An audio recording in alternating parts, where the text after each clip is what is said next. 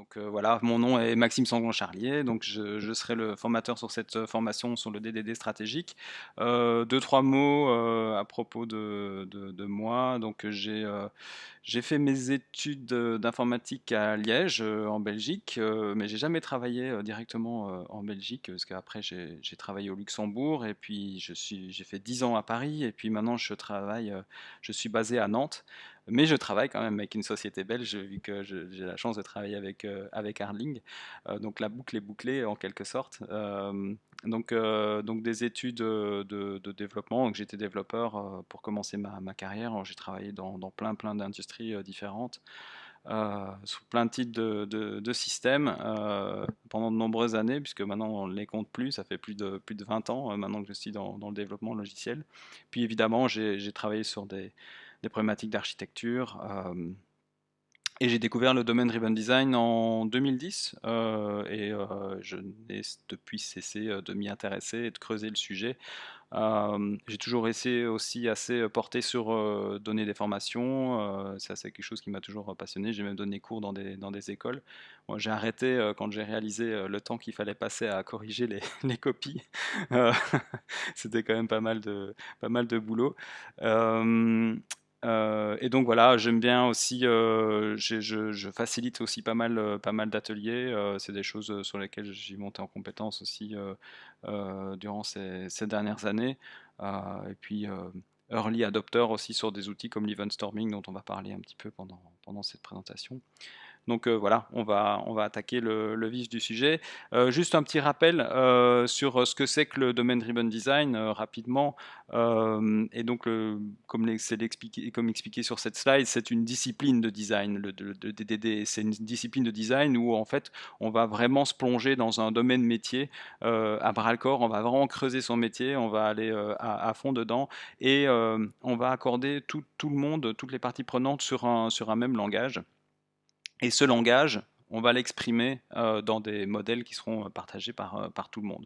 C'est aussi une discipline qui nous permet d'attaquer des systèmes qui peuvent être parfois très complexes, parce que justement, ça nous donne les outils pour séparer différents contextes et nos modèles dans différents contextes. Et ces contextes vont évoluer continuellement. On va voir aussi que c'est quelque chose de très itératif, évolutif comme approche. Si vous voulez en savoir plus, il y a un article sur le fameux Domain Driven Design on One Page de Mathias Verras, qui est le fondateur de Hardling et de DDD Europe.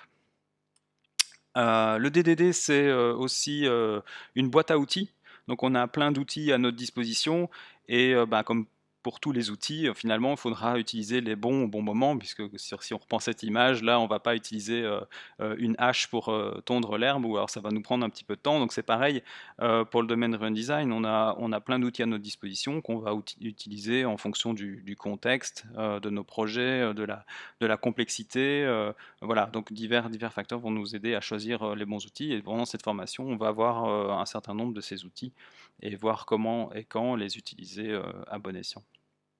On a aussi donc un ensemble d'outils et de pratiques. Quand on compare un petit peu avec des pratiques comme le test-driven development, par exemple, on a une recette qui nous est indiquée, où on va d'abord écrire un test qui ne fonctionne pas, on va implémenter une solution pour faire passer ce test au vert, et puis après on va refactorer pour améliorer notre code au fur et à mesure. Mais on a un ensemble bien défini d'outils qui définissent cette pratique. Donc on a vraiment ce bounded set de pratiques.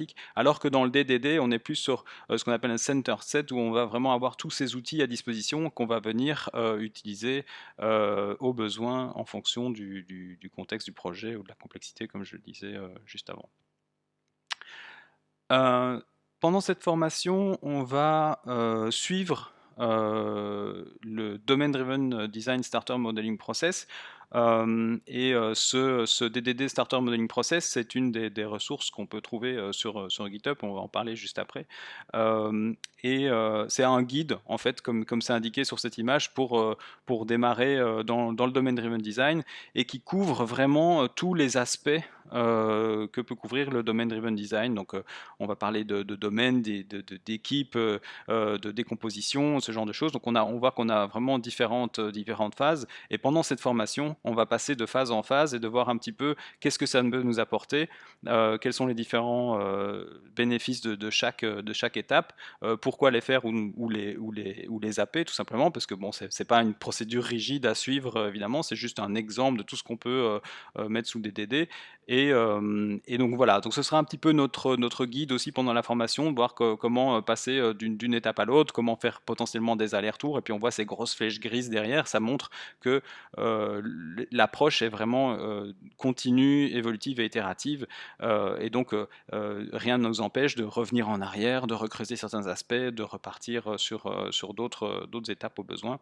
Et donc voilà, ce sera un petit peu notre fil rouge pendant la formation, de parcourir ces différentes étapes et de voir en détail ce qu'il y a derrière.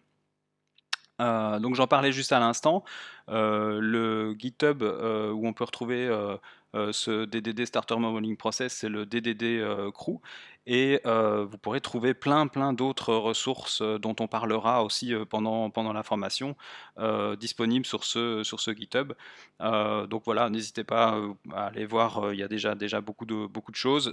Il y a quelques ressources qui sont aussi traduites en français. Généralement, c'est moi qui m'occupe des traductions en français sur les différentes ressources.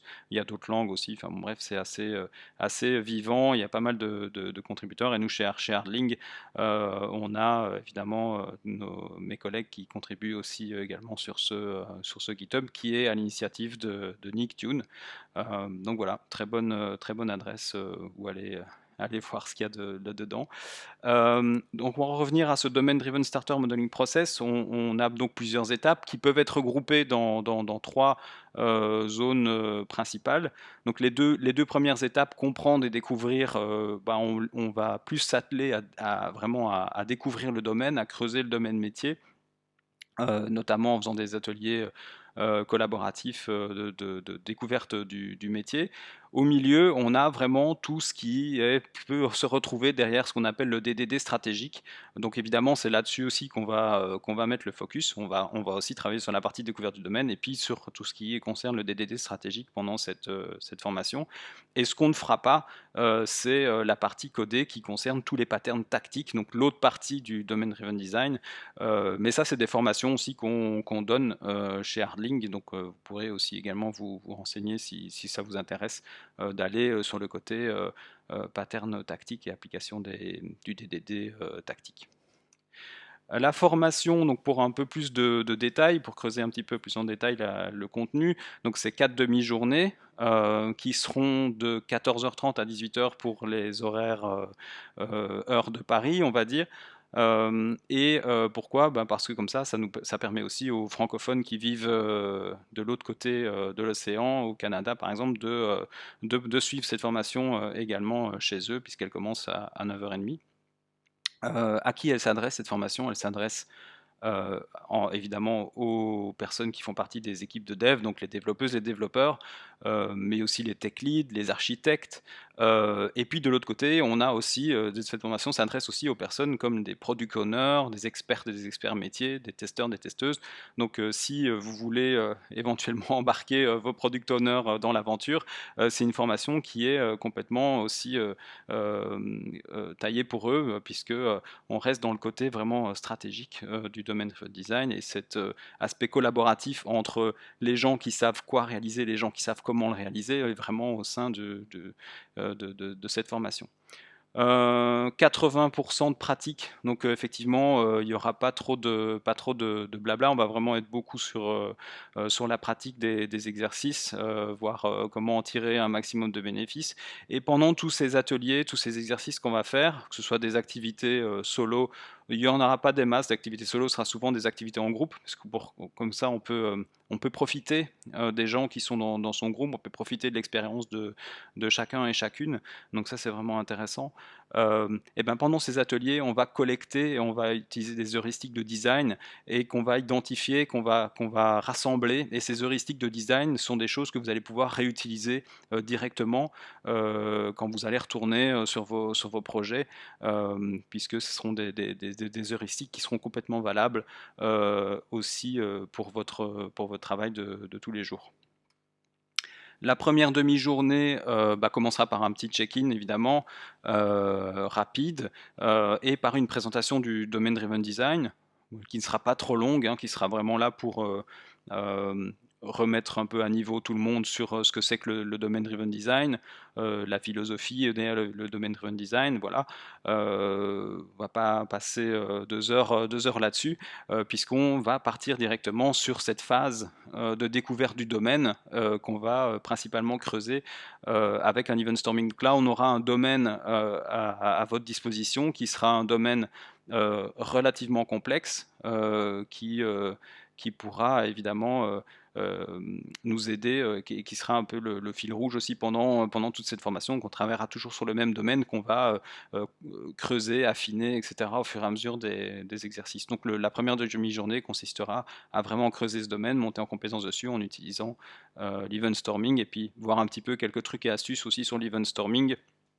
comment en tirer un maximum de choses également, et voir à quel point ça peut nous servir pour la suite, puisque on va s'appuyer sur ce qu'on aura découvert pendant les event storming pour la suite, et notamment lors de la deuxième demi-journée, où on va effectivement commencer à décomposer ce fameux domaine qu'on va étudier en sous-domaines, voir quelles sont les heuristiques de design de nouveau qui vont nous permettre d'identifier ces sous-domaines qui seront notre première version de notre découpe qu'on va affiner au fur et à mesure de la formation. Mais on peut déjà travailler sur la classification stratégique de ces différents sous-domaines qu'on va identifier. Et donc là, ça sert à quoi? Ça sert à identifier qu'est-ce qui est vraiment cœur de métier et comment est-ce qu'on peut, sous quels critères on peut déterminer si nos différents sous-domaines sont plutôt à mettre dans la catégorie cœur de métier ou domaine de support ou domaine générique. Ça, c'est des choses qu'on verra évidemment en détail pendant la formation. En troisième demi-journée, on va continuer à affiner évidemment notre découpe, hein, puisque pour rappel, c'est vraiment une approche itérative et où on apprend systématiquement de nouvelles choses sur notre domaine, et donc on fine-tune un petit peu notre découpe, et on va passer vers une découpe en banded context, qui sont évidemment un des patterns les plus importants du domain driven design stratégique. Et une fois qu'on aura identifié nos bandes de contexte, de nouveau, il va falloir s'assurer que ce qu'on a imaginé comme découpe est pertinente. Donc il va falloir trouver des astuces pour essayer de gagner en confiance sur notre découpe et voir si ça tient la route ou pas, ou si on a des changements à faire. Et ça, on va pouvoir utiliser notamment un outil vraiment très intéressant et hyper cool qui s'appelle le Domain Message Flow Modeling, qui est aussi quelque chose qu'on peut retrouver sur le DDD Crew. Et enfin, en quatrième demi-journée, on va s'atteler à définir un peu plus nos bandits de contexte. On va utiliser un outil qui s'appelle le Banded Context Canvas pour le faire, qui va nous permettre de nouveau de réfléchir sur notre découpe, d'affiner notre découpe, peut-être de revoir certaines choses ou de constater des problèmes de design pendant qu'on va définir ça. Et puis ça nous aide aussi également pour documenter un petit peu tout ce qu'on a fait en amont. Et on va également travailler sur de nouveau essayer de connecter un peu tout ça et organiser tout ça en utilisant les context maps, en creusant un petit peu ce que c'est que les context maps, ce que ça peut nous apporter, les différents patterns des context maps. Et là, ce qui va être intéressant, c'est que vous aurez l'opportunité de travailler sur votre propre domaine, sur votre propre projet actuel, si vous voulez, en utilisant directement les outils qu'on aura vus en formation. Et donc, vous aurez déjà quelque chose qui correspond à votre situation actuelle que vous pourrez directement montrer à vos collègues peut-être juste après la formation et puis continuer à travailler dessus. Donc voilà en gros ce qu'on a dans cette formation comme type de contenu. Donc c'est assez riche. On a pas mal de choses. Donc c'est assez dense aussi sur 4 demi-journées. Si vous voulez en savoir plus, il y a un petit peu plus de détails évidemment sur le site dddeurope.academy où vous retrouverez ma formation Domain Driven Design stratégique. Euh, Si vous avez des questions sur les prix, sur des groupes ou vous voulez organiser des formations privées ou même du consulting avec nous, vous pouvez évidemment contacter Hardlink via le mail sales@hardlink.eu. Moi, je me trouve sur Twitter et sur Mastodon avec le même identifiant, donc c'est facile. C'est underscore underscore maxes underscore underscore. Et DDD Europe et Hardlink se trouvent également sur Twitter à ces identifiants-là. Donc voilà pour la présentation de la formation.